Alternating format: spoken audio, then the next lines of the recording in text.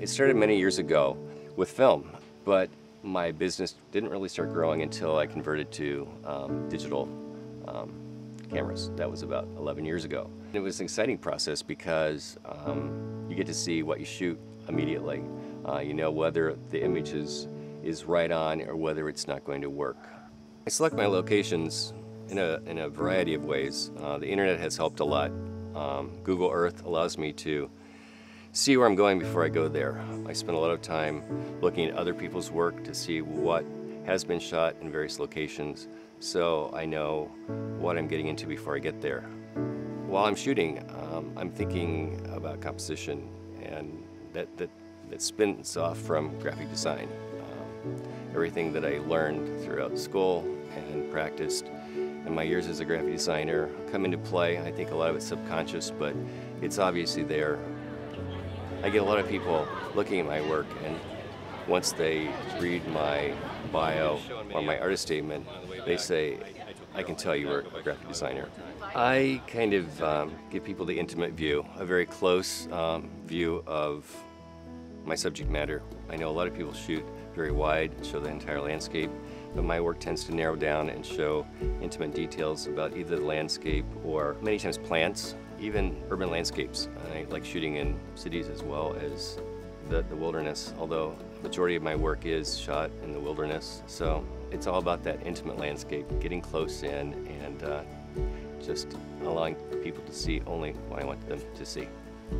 So coming from the camera, I do a lot of work in Photoshop. That's where the real magic happens. That's where the images come alive.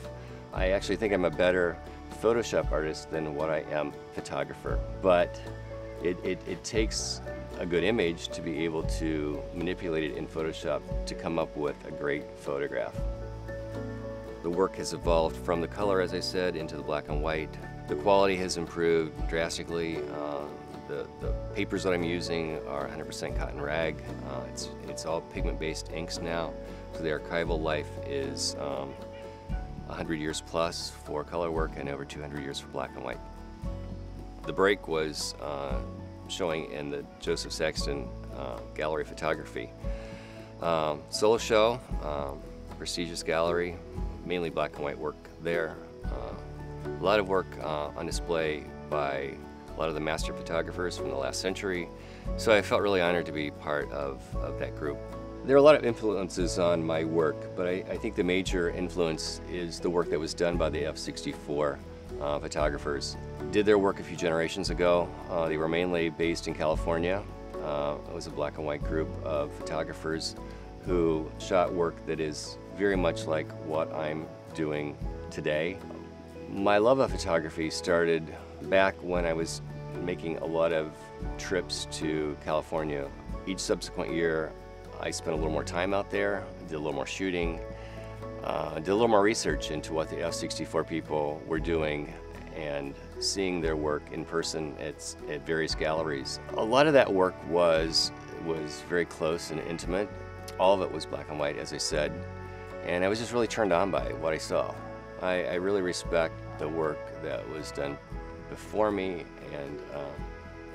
and continue in that tradition. There are times that people will come up to me and tell me what they see in the work, and I know inside that that's exactly what I'm trying to convey to them. And that just feels really good, seeing that someone gets it, someone appreciates it. I'm really moved when someone will make a purchase and take that work home so they can enjoy it in their home for many years to come. That's just a great feeling. That's why I like selling one-on-one.